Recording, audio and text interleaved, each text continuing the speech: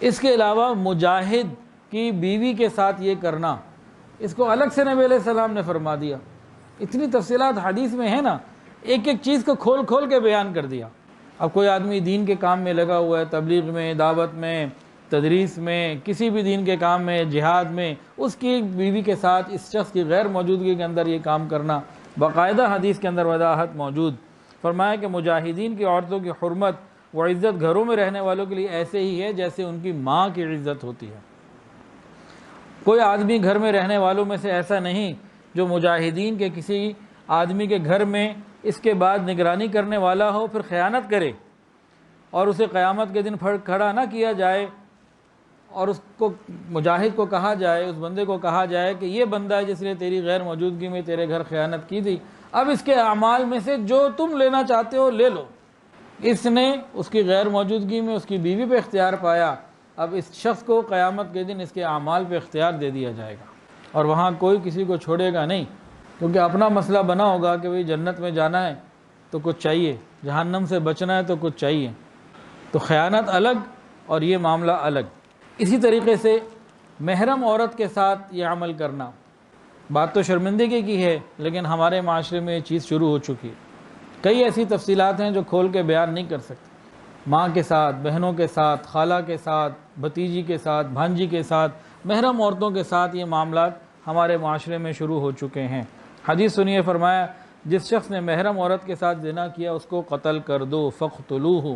نبی علیہ السلام نے ایک شخص کو ایک صاحب کی طرف بھیجا جس نے اپنے باپ کی بیوی سے نکاح کر لیا تھا، فرمایا اسے قتل بھی کرو، اس کے مال کو مال غنیمت بنا لو۔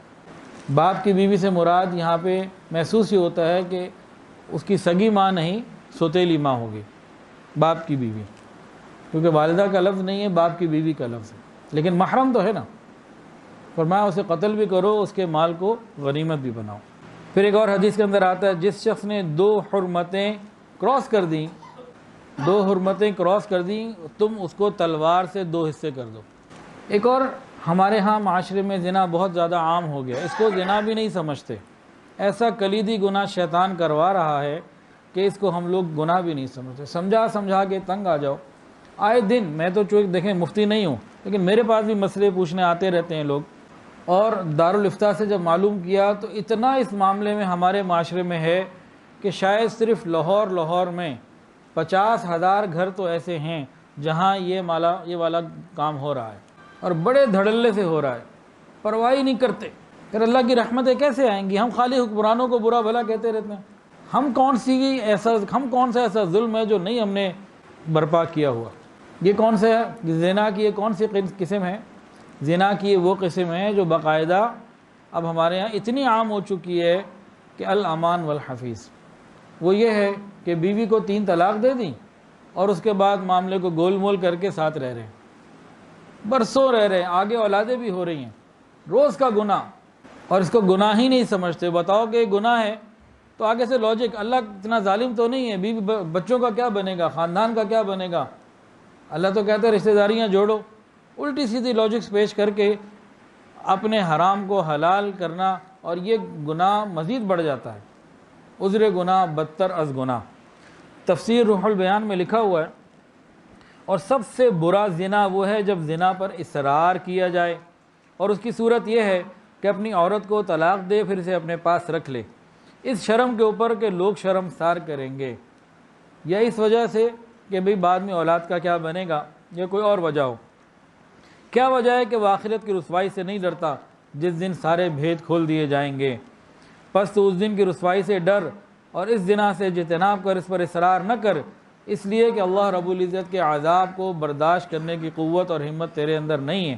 اللہ سے توبہ کر، بے شک اللہ تعالیٰ اپنے بندوں کی توبہ کو قبول فرما لیا کرتے ہیں۔ اللہ بڑے توبہ قبول کرنے والے، بڑے مہربان ہیں۔ تو یہ والا زنا ہمارے معاشرے میں بہت کثرت سے ہو رہا ہے۔ چند دن پہلے بھی ایک فون آیا، مستقل آتے رہتے ہیں فون سے مراد، فون کال کے لیے تو میں سب کو منع کرتا ہوں، خدا کے لیے مجھے کال مت کیا کریں، وائس ریکارڈنگ بھیجا کریں، کہ جی سمجھایا بھی بہت ہے اب کیا کریں، اور قریبی لوگ ہی ہوتے ہیں جو اس کام کو کروا بھی رہے ہوتے ہیں، وہ سب گناہ میں اور اس بڑے گناہ کے اندر مددگار ثابت ہو رہے ہوتے ہیں۔ حالانکہ فرمایا اللہ نے ولا تعاونوا، کہ گناہوں کے اندر مدد نہیں کرنی، نیکی کے اندر مدد کرنی ہے۔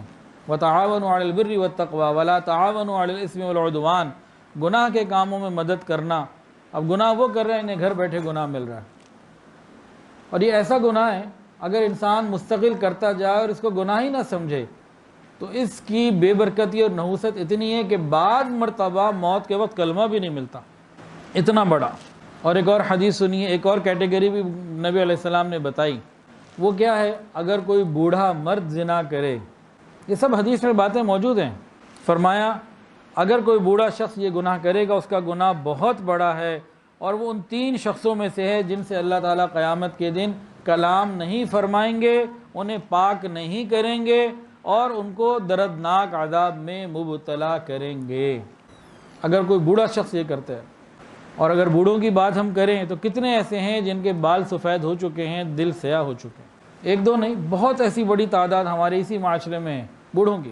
کچھ دن پہلے ایک صاحب نے مجھے میسج کیا، پھر ملنے بھی آئے، کہنے لگے کہ میرے والد کی عمر 65 سے اوپر ہے اور ان کی ان حرکتوں کی وجہ سے میں اتنا پریشان اور شرمندہ ہوتا ہوں، میں کیا کروں، کیسے سمجھاؤں، باپ ہے۔ اسی طرح بعض مرتبہ ماؤں کے بارے میں بچے فکر مند ہوتے ہیں کہ جی ماں میری ہے، میں دیکھتا ہوں تو ادھر بھی ادھر بھی معاملات ہیں، اور عمر ان کی 45 50 55 اس طرح سے ہے، تو 1-2 مردوں کی بات ہونا، میں کہوں جی ایک اکا دکا کوئی بات ہے، بہت کثرت سے یہ چیزیں آ رہی ہیں، اور نبی علیہ السلام نے تو 1400 سال پہلے ان ساری کیٹیگریوں کو الگ الگ بتا دیا۔ تو ہم زندگی کے کس حصے میں بھی ہیں، ہمارے پاس ہدایات موجود ہیں اور ہمیں فکر کرنے کی ضرورت ہے۔